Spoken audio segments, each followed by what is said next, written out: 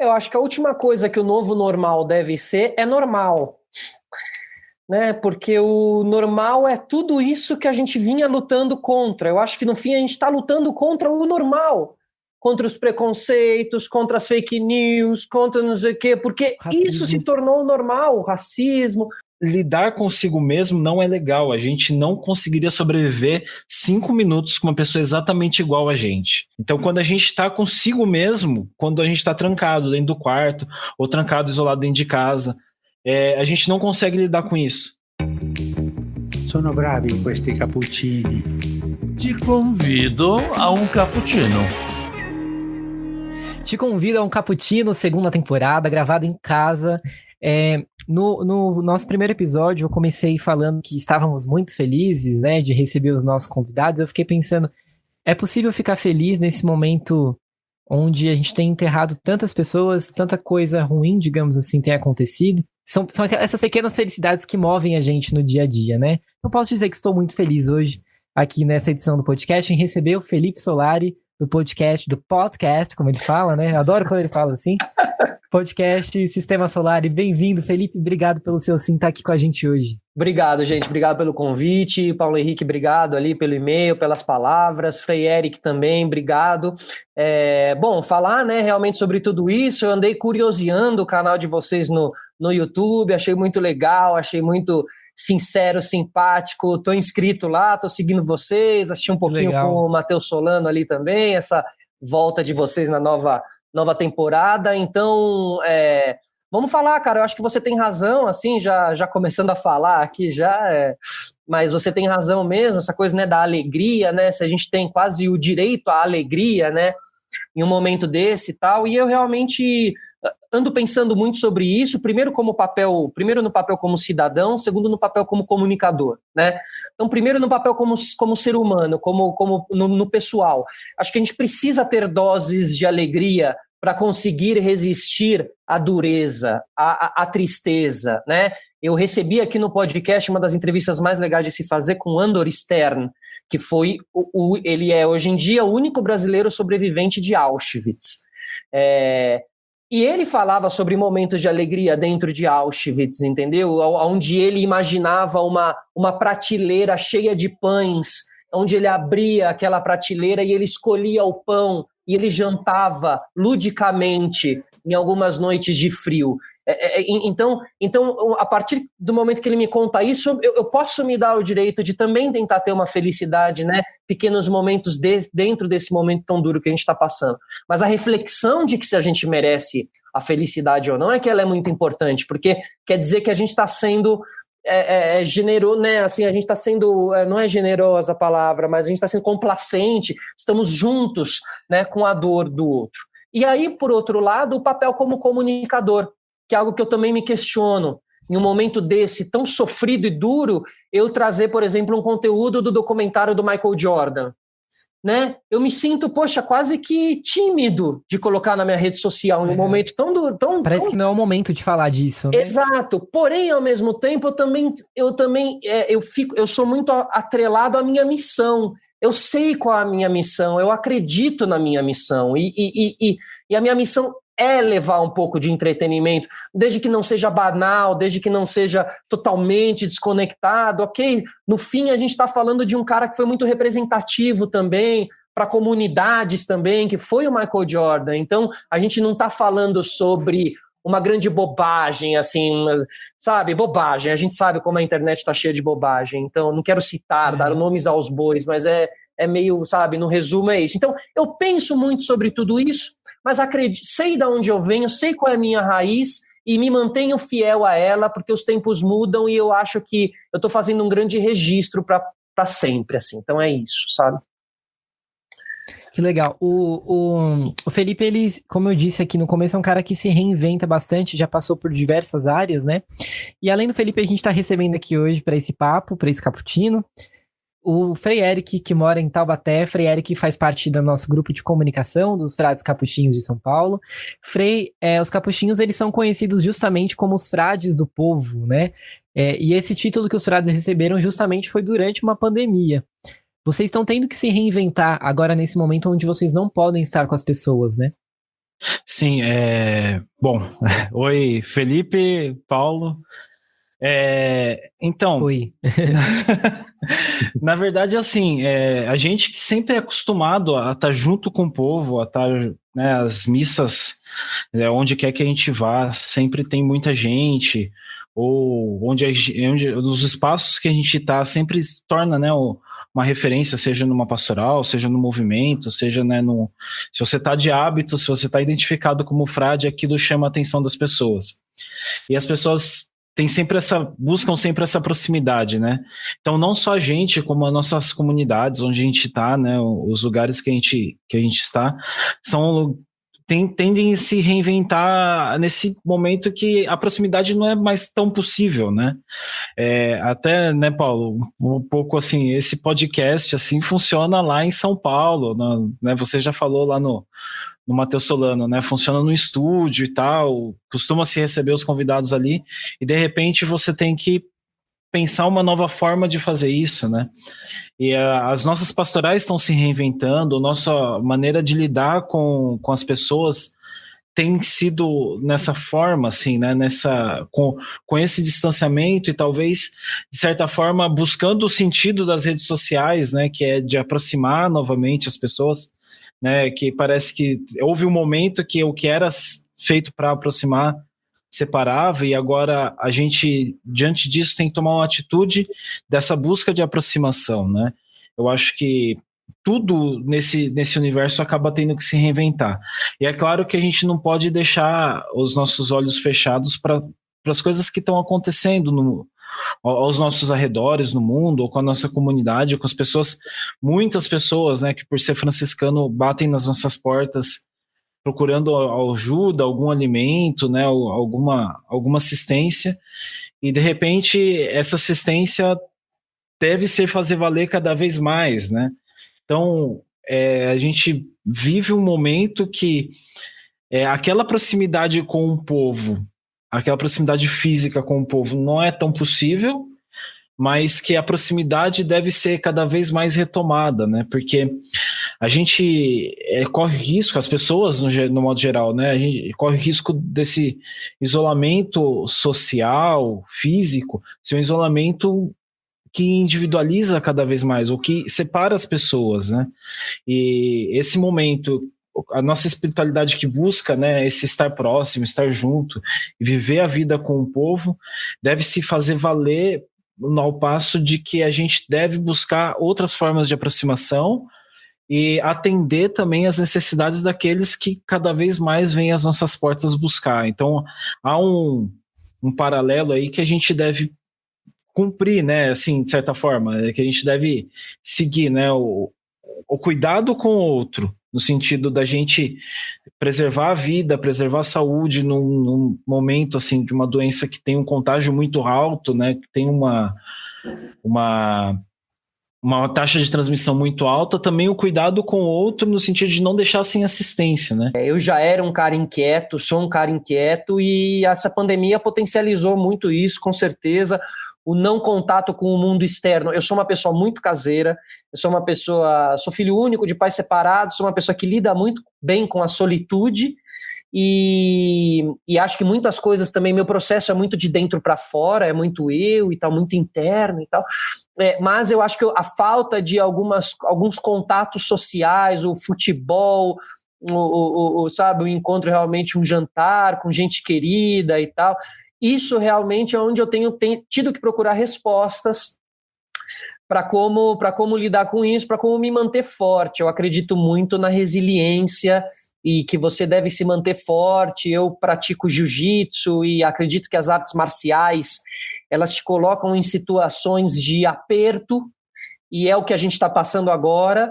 Então, às vezes, o que você passa em um round de 5 minutos é o que a gente está passando nesses últimos 3 meses, entendeu? É resistência, é resistir, é respirar, pensar no movimento seguinte, então ser bem estratégico e tal. Então, assim, inclusive, eu me divirto muito trazendo a coisa da arte marcial para o meu dia a dia e tentando, sabe, pensar esse caminho do guerreiro espiritual e tal. No podcast com o Matheus Solano, ele falava sobre isso, de como esses nossos problemas onde a gente está envolvido só serão resolvidos quando considerarmos que estamos todos numa grande família, né? Exato, cara. Eu acho que dentro disso cabe uma teologia do cuidado, assim, né? Você olhar para o outro e ver o outro como, pra gente que é cristão, né? Eu acho que a nossa teologia fala muito isso, né? O Cristo no outro, né? É perceber como Jesus se faz presente no outro, ou como aquilo, o outro é alguém importante, né? Um ser humano como eu, e como eu tenho os meus medos, os meus anseios, é olhar para o outro e cuidar do outro, enxergar o outro como um ser humano, digno, né? E eu acho que tem uma ruptura nisso, né? Porque quando eu falava as pessoas estão trocando a vida dos outros por dinheiro, por clique e tal, é uma quebra disso, né? Você objetifica o outro, objetifica a vida do outro e você esquece o ser humano que o outro é, né? Aquele ser humano que às vezes eu não conheço, que vai estar ouvindo aqui, alguém que vai estar ouvindo o podcast, assistindo no YouTube, e de repente aquela pessoa é importante. Talvez ela não faça parte da minha vida, mas a vida dela é importante, porque ela é provida de uma dignidade de ser humano, né? E às vezes a gente, nessa loucura toda, esquece um pouco isso, né?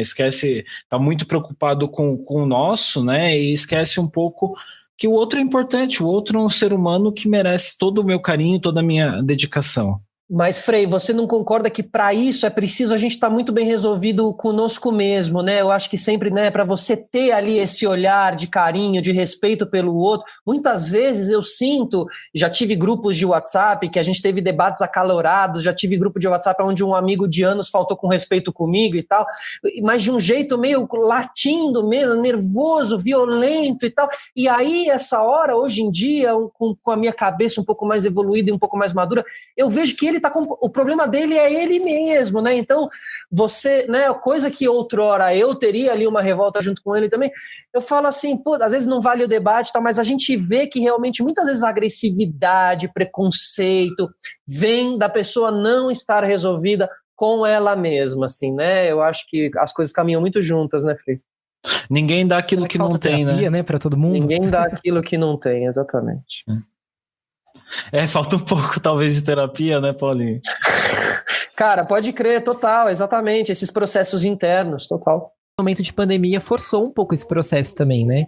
Estávamos ali todo mundo desviando a sua atenção para o trabalho, para os estudos, e aí chega um momento em que isso tudo para, às vezes aquela pessoa mais egocêntrica do mundo precisa ficar isolada, né, sem contato com outras pessoas, olhando para dentro de si. Inevitavelmente, isso é doloroso também, né?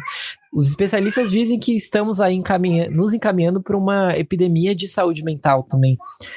Como que vocês enxergam isso? Eu acho que a rua, ela funciona muito ela funcionou durante muito tempo como fuga para muita gente, certo? A gente não pode ser covarde conosco mesmo, assim. Então, assim, quando a gente teve que ficar trancado, às vezes conosco mesmo, às vezes com a nossa família, essa foi a grande problemática da vida da pessoa, porque a pessoa não tinha mais o barzinho, a pessoa não tinha mais a saída lá da bebida, a pessoa não tinha mais a madrugada, a pessoa não tinha mais o futebol. Aí, babou, não conseguiu. A pessoa, quando ela teve que olhar para si mesma, ela passou anos evitando a si mesma, agora ela foi obrigada a olhar para si, e quando ela olhou, entendeu? Aí ela falou, meu Deus do céu e tal. Espero que as pessoas estejam passando por esse processo. Eu passo por esse processo sempre. E às vezes estou em momentos bons e às vezes fico em momentos péssimos também. Porque tem disso, você olhar para si e tal. E outra coisa que o Luiz Felipe Pondé, um pensador dos tempos atuais, foi meu professor na minha faculdade de rádio e TV, inclusive, ele disse que alguns casais estão se separando nessa pandemia e tal.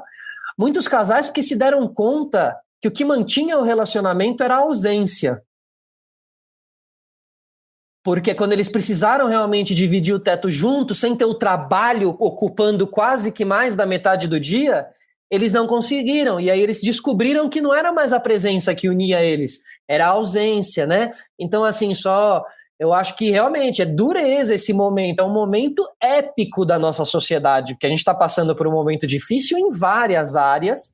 Acho que mesmo uma grande degradação mesmo do ser humano / planeta, e ou a gente é o momento da gente se salvar, parece que é o joguinho ali naquela fase quase final que o mundo precisa se transformar para você conseguir salvar o negócio, entendeu? O mundo não vai acabar, quem acaba somos nós, né? Então a gente está cuidando de nós. O mundo vai ficar aí, os dinossauros acabaram, o mundo fica por aí. Eu acho que, dentre muitos fatores, né, o que incomoda o isolamento social é justamente isso que o Felipe trazia, né? Você tem quem? Você tem a si mesmo ali. Você está dentro do seu quarto, com quem você está se relacionando? Consigo mesmo, né? E eu vou partilhar com vocês uma experiência pessoal. Quando eu morava em Piracicaba, que era postulante, e lá, assim, desde então eu faço, né, desde lá, daquela época, eu faço sempre acompanhamento, terapia, né? Não porque, assim, eu acho que é importante para o crescimento pessoal né, e a gente vai se conhecendo a partir dali da terapia, um tesouro, né, que você abre e você vai se conhecendo e você quer conhecer cada vez mais, né? E uma das primeiras coisas que veio assim é que, tipo, aquele Eric que eu conhecia, que era bacana, o menino da igreja, que queria ser frade, porque na época eu ainda não tinha feito os votos, né? Então queria ser frade, que era educado e que todo mundo, quando eu era criança, falava assim, que menino educado, nossa, e meus pais sempre elogiaram, né? E tal. Esse cara não existe. Tipo, era uma imagem que eu tinha criado e que eu acreditava muito naquilo. Então, quando essa quebra dessa imagem, para mim, foi assim, um momento terrível, né? Nossa, como é que eu sou essa pessoa? Eu achava que eu era tão legal e eu não sou tão legal assim e tal. Mas isso foi um momento importante para conseguir identificar quem eu era e a partir daí aquilo que você trazia, né? Dentro daquilo que a gente é, o que é bom, o que eu preciso ressignificar, o que eu fico, né? O que não é meu, porque muita coisa do que a gente guarda, o que a gente transmite não é nosso, né? Então, esse processo. A pandemia incomoda, esse momento de isolamento incomoda por causa disso, porque lidar consigo mesmo não é legal, a gente não conseguiria sobreviver 5 minutos com uma pessoa exatamente igual a gente. Né? Então, quando a gente está consigo mesmo, quando a gente está trancado dentro do quarto ou trancado, isolado dentro de casa, a gente não consegue lidar com isso, né? Muitos casamentos estão acabando, como o Felipe trouxe, porque, de repente, aquela relação, quando eu deparo com outro, eu estou deparando comigo mesmo, de certa forma. Eu estou deparando com a minha forma de se relacionar com o mundo. E tá fechado com aquilo, sem uma outra distração, também é difícil, né? Uhum. Exige da gente uma maturidade para fazer esse processo, né? E é um processo que não é simples. Não é um processo assim, acordei de bem comigo mesmo, acordei uma pessoa resolvida, eu encontrei meu eu. Não, é um processo que vai anos. A gente vai chegar no final da nossa vida e a gente vai olhar para trás e vai falar assim, nossa, talvez esse processo tenha sido esse mesmo, né? A gente nunca vai ter certeza de que fez esse processo profundamente. Você já ouviu falar do termo novo normal? O pessoal tem falado bastante do novo normal, né? É o novo normal falar novo normal, né? É o novo normal, né? Justamente. Tem uma reflexão interessante do M.M. Isidoro, não sei qual que é o primeiro nome dele, eu vou falar o Isidoro aqui, porque foi o que ele resolveu, né? É da coluna Ecoa do UOL, e ele fez uma reflexão super interessante sobre essa coisa do novo normal, e falando que é muito relativo. O que é o normal, na verdade, né? Vou abrir aspas aqui para ele. Ele coloca: pois, para alguém que está em qualquer tipo de relacionamento abusivo, o normal é ser abusado. Para alguém que não está nos padrões estéticos da minoria dominante, o normal é ser julgado e até morto pela cor da sua pele. O normal só existe no agora. O normal é hoje, todo o resto é esperança, expectativa e sonho. Qual que você acha que é o normal que a gente vai entrar futuramente, Felipe? Eu acho que a última coisa que o novo normal deve ser é normal. Né? Porque o normal é tudo isso que a gente vinha lutando contra. Eu acho que no fim a gente está lutando contra o normal. Contra os preconceitos, contra as fake news, contra não sei o quê, porque racismo. Isso se tornou normal, o racismo. isso havia se tornado normal. Então, se o novo normal for, né? Essa expressão nasceu, né? As pessoas começaram a usar, tá? Ela virou, tá? E aí, claro, como tudo que já entra numa moda, já existe o grupo anti-novo normal e tal. Acho que até talvez eu faça parte disso, porque essa palavra, ela parece simplificar uma coisa muito maior, assim, né? Não é o novo normal, é quem seremos nós a partir desse momento. Quem seremos nós pós-pandemia? Quem seremos nós? Não seremos os mesmos. Eu acho que quando a gente fala do novo normal não seremos os mesmos. Certeza que todo mundo aqui está passando por grandes transformações internas, que talvez agora a gente não esteja... A gente sabe que a gente estava vivendo um momento grande, mas daqui 30 anos, esse momento que a gente está vivendo, quando a gente parar para contar, quando a gente parar para falar... Então, eu acho que existe já esse debate, né, do novo normal. Eu acho que eu acabo brincando muito sobre isso e tal, mas falando realmente que o novo normal ele precisa ser anormal, entendeu? Ele não pode ser o que era antes. A gente vive um momento de rompimento, tô junto com esse momento de rompimento, entendeu? Eu acho que a gente precisa deixar de lado aí esse baixo astral, essa falta de educação, essa falta de carinho, que você encontra em todos os lugares hoje em dia, na fila do mercado, que você encontra... Poxa, eu moro no centro da cidade, que é centro do país, que é centro do continente, então estou no centro do centro do centro do centro. Pô, você vai no supermercado, você vai no trânsito, você vai... Pô, cara, é guerra. Pelo amor de Deus, salve-se entendeu? Quem puder, né? Meu Deus, não quero. As pessoas precisam, entendeu? Então, quando a gente fala dos pequenos grupos, né? Como você estava falando aí, Frei, como são vocês, né? Então, assim, eu acho que assim, é isso a nossa comunidade também. Acho que a gente quis abraçar muito o mundo. E eu sou uma pessoa mais simples, e eu decidi isso para minha vida, sabe? Que eu não ia querer ser o cara que ia querer abraçar o mundo no sentido de carreira, de sucesso, de lugares onde eu quero chegar, porque minhas referências são as pessoas que lidam com a vida de maneira mais simples, porque eu acho que existem muitas armadilhas no meio dessa caminhada toda e tal. Então, os grandes esportistas, que são as pessoas que eu admiro e tal, são pessoas que vivem uma vida mais simples, mesmo estando cheios de luxo, entendeu? Né? Ou com a possibilidade do luxo e tal. Então, eu acho que é mais fácil você tentar viver de maneira mais simples, porque você consegue lidar com tudo isso. Então, agora, na hora da pandemia, poxa, mas eu já não saía muito, eu já não era um cara de grandes festas, Então, para mim, não tem grandes problemas assim, sabe? Porque já era... E eu acho que, no fim, a grande lição disso tudo é que a gente precisa buscar uma vida mais simples, uma vida menor, grupos menores, pessoas menores, mais amor. Levar a vida mais devagar, né? Mais devagar, com menos pessoas e tal. Então, eu acho que a gente acaba voltando muitas vezes num passado que a internet e o mundo acelerado acabou tirando da gente, e esse rompimento vai ser para recuperar a comidinha mais próxima da pessoa, que você sabe de onde vem e tal, essas pequenas relações, os pequenos produtores, e não mais as grandes corporações. Eu acho que caminha muito nesse sentido também, uma vida mais saudável. A gente encerra perguntando para vocês, quem que vocês convidariam para um cappuccino? Pode ser dentro desse assunto que a gente conversou aqui, e tem aquele critério, já que é clássico daqui de Convida ao Cappuccino, vale pessoas que estão aqui entre nós e pessoas que também já se foram. Quem que vocês convidariam para um cappuccino para falar sobre as transformações do mundo depois de uma pandemia como essa que a gente está vivendo? Felipe. Eu? Tá bom. Olha, eu tenho Vou eu, então. Eu tenho uma pessoa fixa, eu tenho um pensamento fixo, que é o Salvador Dalí. Salvador Dalí seria um cara, ainda mais você falando de transformações de mundo, um cara tão fora dos padrões, assim. Eu sempre penso, o que estaria Salvador Dalí fazendo hoje? E eu penso isso para todo projeto, para tudo que eu vou fazer. O que ele faria? O que faria Salvador Dalí? Então seria Salvador Dalí.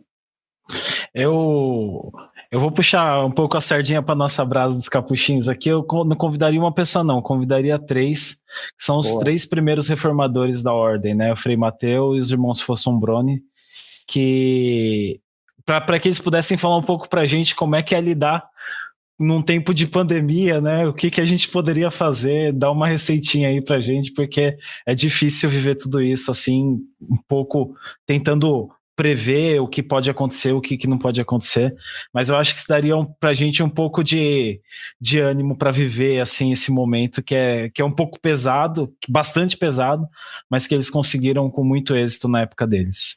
Só uma coisa você vê, né? A gente fala de pessoas lá de trás, a gente precisa buscar no passado pessoas que já passaram, pessoas que já viveram outras transformações no mundo, sabe? Não achar que todas as respostas estão aqui aos 2 cliques de mouse, está aqui no programa ao vivo da manhã e tal. Tem muita gente que já passou por situações como essa aqui e que a gente tem que olhar lá para trás e beber dessas fontes. É isso aí.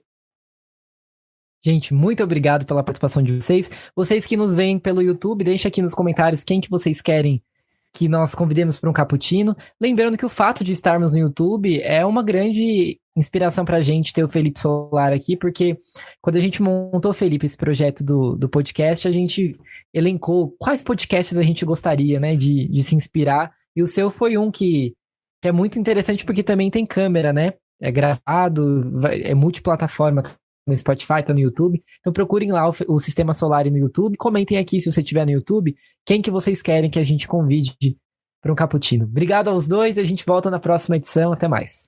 Valeu.